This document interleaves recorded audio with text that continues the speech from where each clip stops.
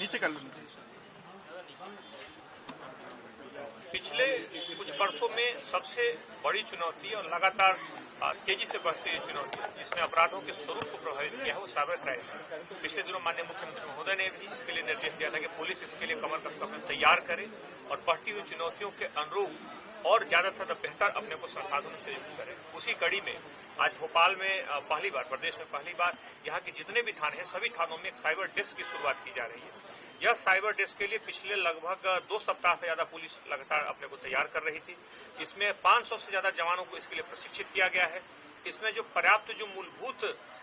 जो संसाधन है उन संसाधनों को थानों में उपलब्ध कराया गया है। खासतौर पे मोबाइल के लिए जो सीयर जो पोर्टल है, खासतौर पे नेशनल जो हमारा एनसीपीआर का जो पोर्टल है और समन्वय जो पोर्टल है, इस तरह के पोर्टल के माध्यम से राष्ट्रीय स्तर के इस तरह के वेबसाइट्स हैं जिसमें पुलिस जाकर के बहुत सारी आधारभूत जानकारियां निकाल सकती है साइबर क्राइम के बारे में।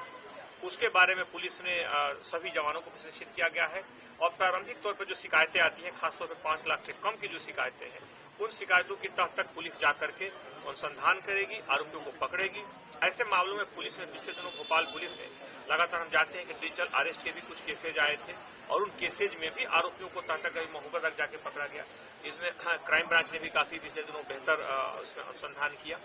और लगातार अपराधों की प्रकृति बदल रही है। खासतौर पर यह है कि अलग अलग तरीकों की अगर हम बात करें तो पिछले दिनों इसका जब वर्गीकरण किया गया, इनको अलग अलग निर्धारित किया गया किस किस तरह के मॉडस ऑपरेंडी हैं, तो इसमें 50 से ज्यादा अलग अलग तरीकों का उपयोग करके साइबर क्रिमिनल्स ने अपराधों के प्रति लेकर लोगों को ठगा था, लोगों को धोखाधड़ी का शिकार बनाया था। इसलिए पुलिस जागरूकता के साथ साथ इस तरह के डेस्क की स्थापना करने के पीछे या पहल करने के पीछे पुलिस की भावना है कि लोगों को तत्काल तत्परता से इसमें राहत दिलवाई जा सके और इसके लिए पर्याप्त प्रशिक्षण और अनुसंधान,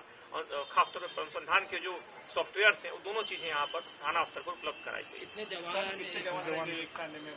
एक थाने में, प्रत्येक थाने में औसतन 10 जवान कम से कम इसके लिए प्रशिक्षित हैं, लेकिन ये संख्या कई थानों में ज्यादा भी है और यह एक अनवरत प्रक्रिया है जो आने वाले दिनों में भी लगातार चलेगी। खासतौर पे जिस तरह से चुनौतियां बढ़ी हैं, हम देखें कि पिछले दिनों जो कुछ अपराधियों की